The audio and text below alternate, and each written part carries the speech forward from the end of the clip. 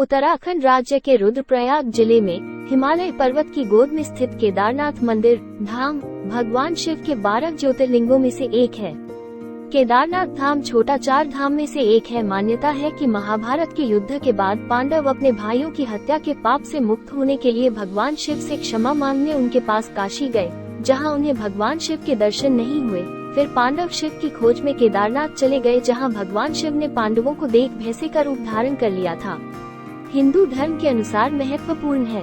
ये कहानी महाभारत काल से जुड़ी हुई है और यह श्री केदार महादेव के पूजन के साथ साथ भगवान शिव और पांडवों के युद्ध से भी जुड़ी है।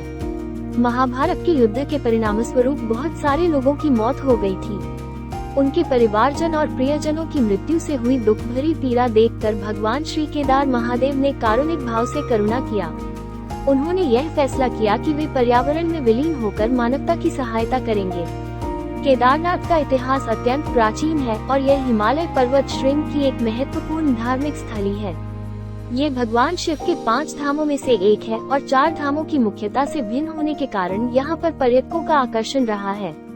केदारनाथ की प्राचीनतम चर्चा महाभारत में मिलती है, जिसमें ये कहा गया है कि यह भगवान शिव की विशेष पूजा स्थली है। महाभारत में पांडव ब्राह्मण द्वारा केदारनाथ की पूजा का उल्लेख किया गया है। केदारनाथ के मंदिर का निर्माण 8वीं शताब्दी में आदि शंकराचार्य द्वारा किया गया था। महाभारत के युद्ध के बाद जब पांडव भगवान शिव से क्षमा याचना करने के लिए उनकी खोज में गए तो वो भगवान शिव को खोजते खोजते केदारनाथ पहुँचे। भगवान शिव ने उन्हें देख वैसे के झुंड में भैंसे का अवतार धर लिया, किंतु पांडवों ने भी हार नहीं मानी और भीम ने उस भैंसों के झुंड में भगवान शिव को पहचान लिया। तब भीम ने अपना विशाल आकार करते हुए अपने दोनों पैरों को 2 पत्थरों पर फैलाकर रख दिया, जिसके नीचे से सभी भैंस से आगे निकल गए, किंतु भगवान शिव और पहाड़ियों के बीच से नहीं निकले।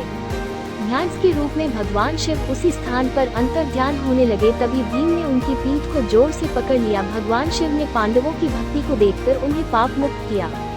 तभी से केदारनाथ में भगवान शिव के भैंसे की पीठ की आकृति के रूप में पूजा की जाती है। मान्यता के अनुसार कहा जाता है कि जब भगवान शिव इस स्थान पर अंतर्ध्यान हो गए तो उनके धड़ से ऊपर का भाग काठमांडू में प्रकट हुआ, जहां आज पशुपतिनाथ का मंदिर स्थित है।